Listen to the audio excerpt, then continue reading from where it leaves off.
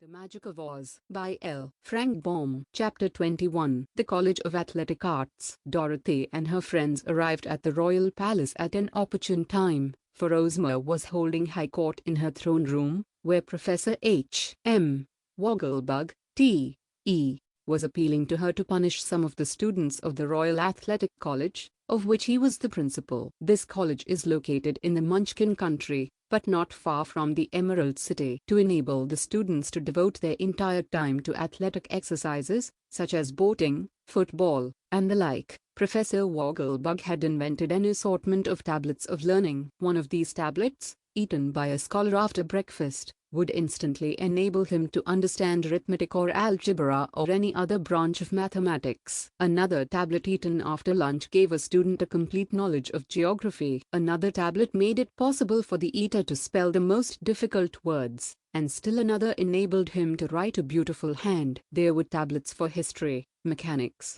home cooking and agriculture, and it mattered not whether a boy or a girl was stupid or bright, for the tablets taught them everything in the twinkling of an eye.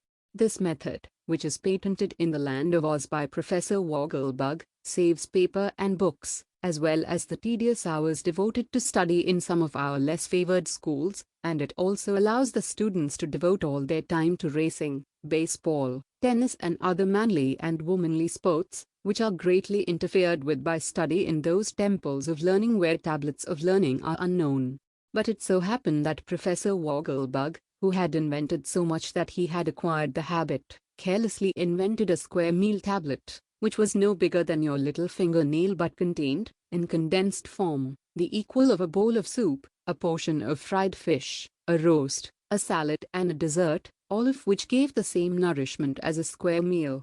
The professor was so proud of these square meal tablets that he began to feed them to the students at his college, instead of other food. But the boys and girls objected because they wanted food that they could enjoy the taste of. It was no fun at all to swallow a tablet, with a glass of water, and call it a dinner, so they refused to eat the square meal tablets. Professor Wogglebug insisted, and the result was that the senior class seized the learned professor one day and threw him into the river, clothes and all. Everyone knows that a Wogglebug cannot swim, and so the inventor of the wonderful square meal tablets lay helpless on the bottom of the river for 3 days before a fisherman caught one of his legs on a fishhook and dragged him out upon the bank.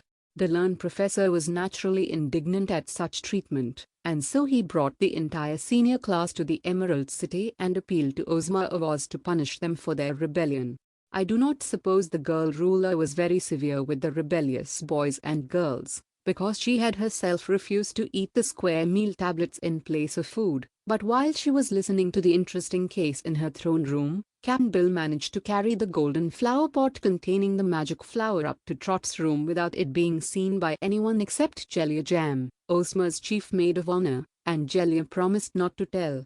Also the wizard was able to carry the cage of monkeys up to one of the top towers of the palace, where he had a room of his own, to which no one came unless invited. So Trot and Dorothy and Cap'n Bill and the wizard were all delighted at the successful end of their adventure. The Cowardly Lion and the Hungry Tiger went to the marble stables behind the royal palace, where they lived while at home, and they too kept the secret, even refusing to tell the wooden sawhorse, and Hank the mule, and the yellow hen, and the pink kitten where they had been.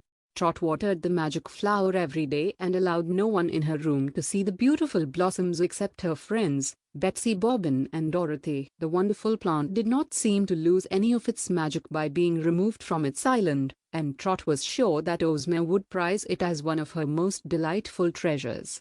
Up in his tower the little Wizard of Oz began training his 12 tiny monkeys, and the little creatures were so intelligent that they learned every trick the wizard tried to teach them. The wizard treated them with great kindness and gentleness and gave them the food that monkeys love best, so they promised to do their best on the great occasion of Ozma's birthday.